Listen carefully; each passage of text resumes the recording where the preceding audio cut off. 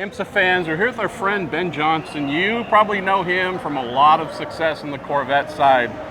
Motorsports program manager through Pratt & Miller. They're the ones who are doing some amazing work. So we're here at the racetrack, WeatherTech SportsCar Championship competition. But Ben, you and your team have been really busy getting next year sorted out. We have this awesome Corvette Z06 GT3 in development.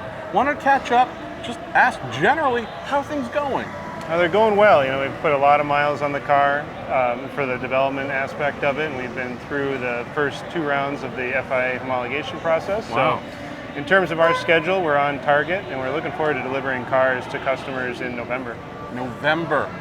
So you're in this phase where you have this amazing new product. You already have some great customers announced, but you're trying to finalize and perfect the car. Tell folks about that process, because I'm sure you would go up until 1 minute before the start of the Rolex 24 to tweak and tune everything. But what's the process like of making it as good as can be, knowing there is a deadline where you have to stop? Absolutely. It's a bit of a different mentality than when we had the GTLM cars or the GTE cars, where you're only making parts for 2 cars. So you're within the homologation, within the rules, you're constantly tweaking until the car has to go to the grid, basically. This car has to fit with a wider range of teams where the constructor, Pratt & Miller's hands off, GM is supporting, but really it's the teams operating the cars. So aside from it being fast and reliable, it also has to be something that we can hand to the team reliably, and they understand how to use it, they have the documentation and support. So it's really focusing not just on the car and its speed, but all the pieces around it. Do the cars have enough spares? Or the teams have vehicle manuals and ability to order parts? You know, the car is, maybe 20% of the overall picture of delivering it as a customer car now. So Pratt & Miller, this isn't your first time supporting customer Corvettes, but we know for sure this is a wide and expansive effort you'll be doing here, not only in America, but folks in Europe are loving and wanting this car too. Tell us about having to build out that as well. It's a big deal. Absolutely. We've been, with our previous support efforts, the teams have been fairly self-contained, where they carried all their spares. We delivered it to them. We helped them in the engineering of the car and supporting them trackside.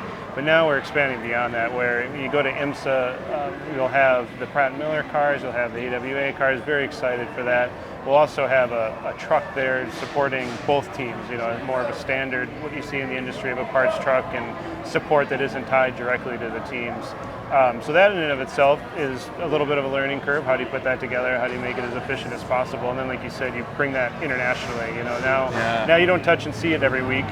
It's 10 hours away via flight, so you have new personnel over there supporting that infrastructure, parts, supply, technical issues with the car. You need people on the ground that can help with them, and then supporting some of the biggest GT3 races in the world are in Europe, and we want to go out and win those with our customers as well. Let's close on this, the Yellow Army, the most passionate fans in sports car racing. They've loved every generation, whether it's a C8R, the C7, all of the predecessors.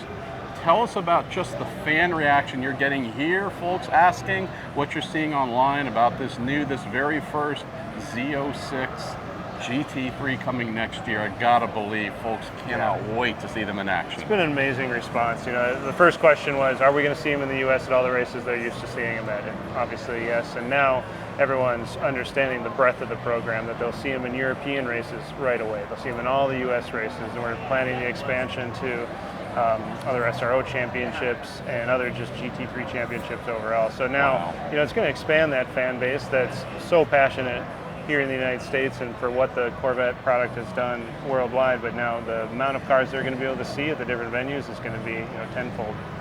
Ben Johnson, this great team, Pratt & Miller, Michigan-based. We're so proud of the home team, all the great work that they're doing, and we're going to get a bunch of Corvettes on track next year. That's the best news of all. They sound amazing, look amazing. Thanks for your work, Ben. Great. Thank you, Marshall.